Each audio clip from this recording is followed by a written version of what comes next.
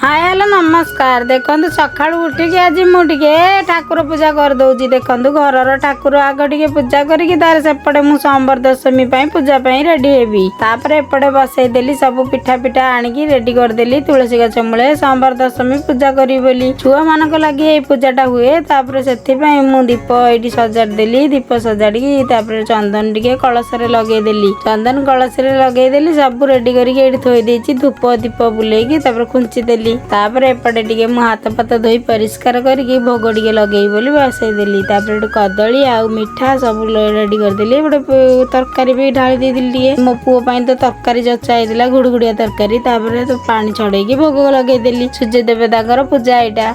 तापर एपटे थाली भोग भी लगेदेली। मो झील मिठा पुओ तरकारी आ पिठा ता बापा कदली सब भोग लगे रेडी करी तार मुंडिया मारदेली। देखो पूजा शेष होला। तापर एपटे घर टे चकुली बनईदेली।